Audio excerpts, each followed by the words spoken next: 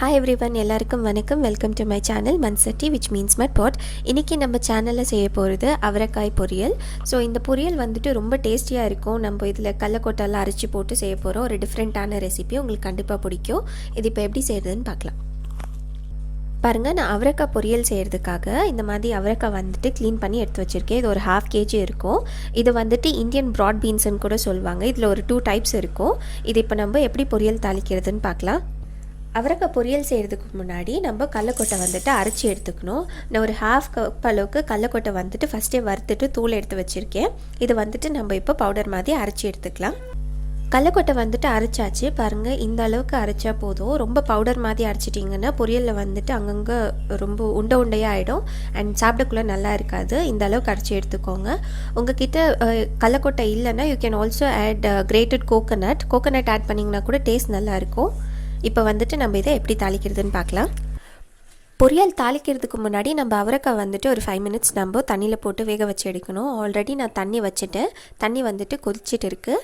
இப்போ நம்ம அவரைக்காய் சேர்த்துக்கலாம்.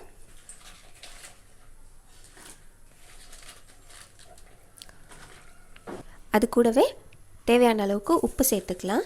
காய் வேக வைக்கக்குள்ளே நீங்கள் உப்பு சேர்க்கலைன்னா காய் வந்துட்டு சாப்பிடக்குள்ளே நல்லா இருக்காது. ஸோ எப்பயுமே வேக வைக்கக்குள்ளே கொஞ்சம் உப்பு சேர்த்து வேக வச்சுக்கோங்க. இது வந்துட்டு நல்லா மிக்ஸ் பண்ணி ஒரு 5 to 6 minutes நம்ம வேக வச்சு எடுத்துக்கலாம். இது வேகிறதுக்குள்ளே உங்களுக்கு எந்த பொரியல் பிடிக்குங்கிறத மறக்காமல் காமெண்ட்டில் சொல்லுங்கள். சேனலை ஃபர்ஸ்ட் டைம் பார்க்குற மாதிரி இருந்தால் மறக்காமல் சப்ஸ்கிரைப் பண்ணுங்கள். அப்படியே பக்கத்தில் இருக்க பெல் ஐக்கன் கூட ப்ரெஸ் பண்ணுங்கள். அப்போ தான் வீடியோ போட்ட உடனே உங்களுக்கு நோட்டிஃபிகேஷன் வரும். காய் வந்துட்டு நல்லா 5 minutes வேக வச்சாச்சு. நான் ஸ்டவ் ஆஃப் பண்ணிட்டேன். இப்போ வந்துட்டு நம்ம இதை தண்ணியிலேருந்து எடுத்து சைடில் வச்சிடலாம். பாருங்கள், இந்த அளவுக்கு வெந்தால் போதும். காய் வந்துட்டு ரொம்ப வெந்துருச்சுன்னா நம்ம பொரியலில் மிக்ஸ் பண்ணக்குள்ளோ கொலன்னு ஆகிடும். பொரியல் தாளிக்கிறதுக்கு நம்ம ஃபஸ்ட்டு 4லேருந்து 5 ஸ்பூன் அளவுக்கு நம்ம எண்ணெய் ஊற்றிக்கலாம். எண்ணெய் காஞ்ச உடனே அது கூட ஒரு 1/2 teaspoon அளவுக்கு நம்ம மஸ்டர்ட் சீட்ஸ் ஆட் பண்ணிக்கணும். 1/2 teaspoon அளவுக்கு ஜீரா. கடுகு வந்துட்டு ஆயிலில் வெடிக்கணும். ஆயிலில் வெடிக்கலைன்னா கடுகு வந்துட்டு கசப்பாக இருக்கும். கடுகு வந்துட்டு ஆயிலில் நல்லா வெடிச்சிருச்சு. இப்போது உளுத்தப்பருப்பு கடலைப்பருப்பு ரெண்டுமே சேர்த்து நான் 1 tablespoon அளவுக்கு ஆட் பண்ணியிருக்கேன். பொரியலுக்கு வந்துட்டு நீங்கள் உளுத்தம் பருப்பு அண்ட் கடலைப்பருப்பு ஆட் பண்ணிங்கன்னா டேஸ்ட் வந்துட்டு ரொம்ப நல்லா இருக்கும். அது கூடவே நான் ஒரு 10 cloves of garlic வந்துட்டு க்ரஷ் பண்ணி வச்சுருக்கேன். அதையும் ஆட் பண்ணிக்கலாம். காஞ்ச மிளகா வந்துட்டு உங்களுக்கு காரத்துக்கு எவ்வளோ தேவையோ நீங்கள் அவ்வளோ ஆட் பண்ணிக்கோங்க. அது கூடவே கொஞ்சமாக கருவேப்பிலையும் சேர்த்து ஆட் பண்ணிக்கலாம். எல்லாம் சேர்த்து ஒரு 1 minute நம்ம ஆயிலில் ஃப்ரை பண்ணி எடுத்துக்கணும். கார்லிக் வந்துட்டு கொஞ்சம் கோல்டன் கலர் ஆகணும். அப்போ தான் பொரியலில் டேஸ்ட் வந்துட்டு நல்லா இருக்கும். கார்லிக் வந்துட்டு நல்லா கோல்டன் ஆகிருக்கு. இப்போது 1 கப் அளவுக்கு நம்ம கட் பண்ணி வச்ச ஆனியன் ஆட் பண்ணிக்கணும்.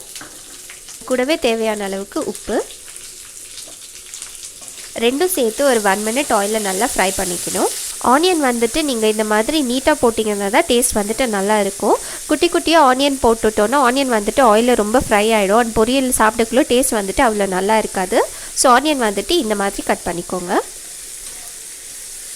ஆனியன் வந்துட்டு 1 minute நல்லா ஃப்ரை பண்ணியாச்சு. இந்த அளவுக்கு வெந்தால் போதும். இப்போ நம்ம வேக வச்சுருக்கிற காய் வந்துட்டு இதில் சேர்த்துக்கலாம். நீங்கள் இந்த காய் இல்லைன்னா நீங்கள் வந்துட்டு கொத்தவரங்காய் கூட யூஸ் பண்ணலாம், கிளஸ்டர் பீன்ஸ். ப்ராசஸ் வந்துட்டு சேம் தான், காய் மட்டும்தான் வேறையாக இருக்கும். அண்ட் டேஸ்ட் வந்துட்டு அது வேறு மாதிரி இருக்கும். காய் சேர்த்துட்டு அது மேலேயே நம்ம அரைச்சி வச்சு கிரவுண்ட்நட் பவுடர் கூட ஆட் பண்ணிக்கலாம். எல்லாத்தையும் சேர்த்து மிக்ஸ் பண்ணி ஒரு 2 minutes நம்ம வேக வச்சா போதும். ஏன்னா நம்ம ஆனியன் ஆல்ரெடி ஃப்ரை பண்ணியிருக்கோம் அண்ட் காய் கூட ஆல்ரெடி நம்ம தண்ணியில் வேக வச்சு எடுத்துருக்கோம். ஜஸ்ட் அந்த கிரவுண்ட்நட் அண்ட் ஆயில் எல்லாம் சேர்ந்து நல்லா மிக்ஸ் ஆகி டேஸ்ட் வர்றதுக்கு நம்ம 2 minutes ஃப்ரை பண்ணி எடுத்துக்கலாம். பொரியல் வந்துட்டு 2 minutes நல்லா ஃப்ரை பண்ணியாச்சு. லாஸ்ட்டாக நம்ம கொத்தமல்லி மேலே கார்னிஷ்க்கு சேர்த்துட்டு ஸ்டவ் வந்துட்டு ஆஃப் பண்ணிடலாம். பொரியல் ரெடி. பாருங்கள், அவரைக்காய் பொரியல் வந்துட்டு சூப்பராக ரெடி ஆகிடுச்சு. இது வந்துட்டு ரொம்ப டேஸ்டியான ஒரு பொரியல் ரெசிபி அண்ட் செய்கிறது கூட ரொம்ப ஈஸி.